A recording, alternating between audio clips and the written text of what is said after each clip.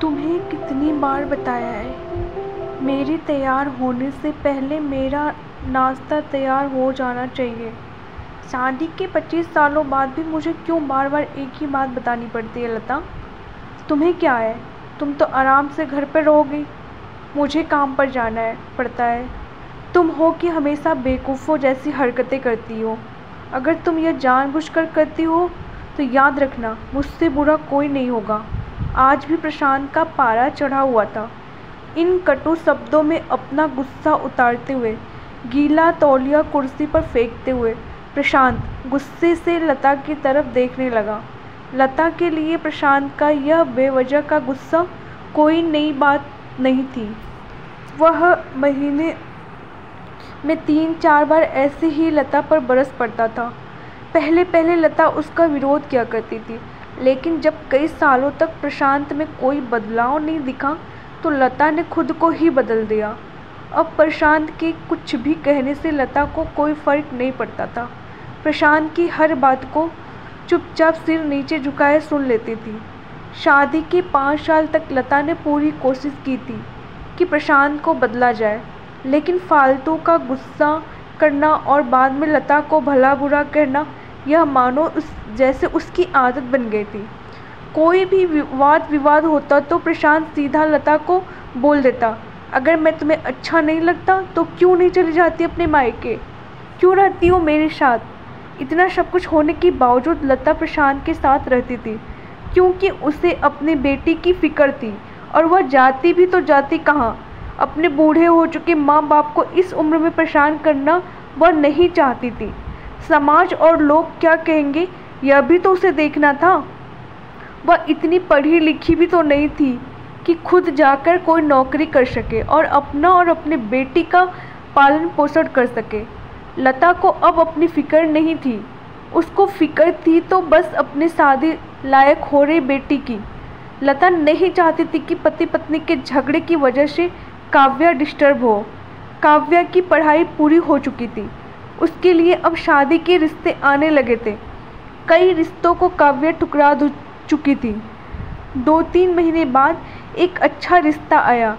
रिश्तेदारों और पहचान के लोगों ने भी लड़के के बहुत गुणगान किए थे। प्रशांत एक शाम अपनी बेटी के पास बैठकर उसे बताने लगा, काव्या बहुत अच्छा लड़का है, पढ़ा लिखा है, बड़ा घर है, बहुत अच्छी नौकरी है। ऐसे रिश्ते बार बार नहीं आते बेटा, इस बार मना मत करना। काव्या अपने पिता से ज़्यादा बात नहीं करती थी, शायद डरती थी या शायद नफरत करती थी, लेकिन आज वो अपनी पूरी हिम्मत इकट्ठा कर बोली, मुझे अभी शादी नहीं करना है पापा, मैं नौकरी करना चाहती हूँ, खुद अपने पैरों पर खड़ा होना चाहती हूँ। हाँ तो उसमें क्या बड़ी बात है, मैंने लड़के से बात की है, वह तुम्हें किसी बात के लिए नहीं रोकेगा। तुम शादी के बाद भी नौकरी कर सकती हो, वह तुम्हें नौकरी के लिए परमिशन दे देगा। प्रशांत बोला, मेरा नौकरी करना या ना करना उसकी परमिशन पर क्यों डिपेंड रहेगा पापा? काव्या ने पूछा। मैं कह रहा हूँ ना, तुम्हें किसी भी चीज़ की कमी नहीं होगी वहाँ। ऐसे रिश्ते बार बार नहीं आते, इसे ठुकरा मत, बहुत खुश रहेगी तुम वहाँ। प्रशांत बोला, पापा क्या मैं उतनी ही खुश रहूँगी जितनी मम्मी इस घर में खुश है? काव्या ने तंज कसते हुए कहा। आज तुम्हारी जुबान कुछ ज़्यादा नहीं चल रही? प्रशांत गुस्से से आंखें बड़ी करते हुए बोला, पापा मुझे शादी ही नहीं करनी है, क्योंकि शादी के बाद अगर वह लड़का आपके जैसा निकला तो मैं क्या करूँगी? मुझे आपके जैसा जीवन साथी नहीं चाहिए जो बिना बात के मुझे पर चिल्लाए। मुझे कुछ भी अपनी पसंद का लेना हो तो 10 बार सोचना पड़े, कहीं वह नाराज़ ना हो जाए। मेरी तबीयत कैसी भी हो उसे परवाह ना हो, रोटी थोड़ी सी मोटी बन जाए तो घर सर पर उठा ले, उसकी चेकबुक ना मिले तो भी मेरा ही दोस्त निकाले, और हर छोटी मोटी बात पर मुझे मायके जाने के लिए कहे। काव्या ने अपने दिल खाली करके पापा से सब कह दिया। पापा का गुस्सा आसमान पर था, लेकिन उसके मुंह से एक भी शब्द नहीं फूट रहा था। वो काव्या की बातें सुन रहा था। काव्या उतना ही बोलकर चुप नहीं हुई। आज पहली बार वह अपने पापा के सामने इतना कुछ बोल रही थी। पापा अपने माँ के साथ गलत व्यवहार किया है। आप अपने ऑफिस का गुस्सा बिना सोचे समझे माँ पर उतार देते हैं, कभी इस बात की परवाह भी नहीं करते हो कि उन्हें कैसा लगता होगा। आपकी बातें सुन सुन माँ ने अपना स्वाभिमान खो दिया है। प्रशांत आज पहली बार अपने किए बर्तावों को महसूस कर पा रहा था। वो इतना ही बोल पाया, जो तुम्हारा मन है वो करो, मैं तो इतना बुरा हूँ ना। काव्या ने प्रशांत का हाथ पकड़ा और बोली, पापा मुझे सिर्फ एक सवाल का जवाब दे दो, क्या आप चाहेंगे कि मेरा पति आपके जैसा हो? अगर आपका जवाब हाँ है तो कर दीजिए मेरा रिश्ता आज ही, और न है तो मुझे आत्मनिर्भर बनने दीजिए। प्रशांत कुछ भी न बोल पाया और वहाँ से चुपचाप बाहर चला गया। आज उसे लता के सामने जाने में शर्म आ रही थी।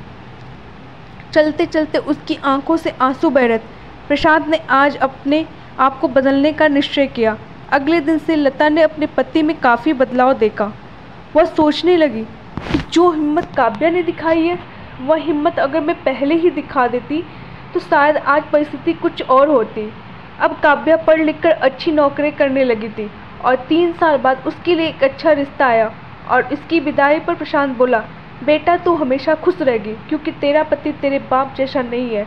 प्रशांत की यह बात सुनकर लता और काव्या की आंखों से आंसू बहने लगे। दोस्तों, हमारे समाज में औरतों को भले ही देवी का दर्जा दिया जाता है, लेकिन वह स्वतंत्रता नहीं दी जाती जो उन्हें देनी चाहिए।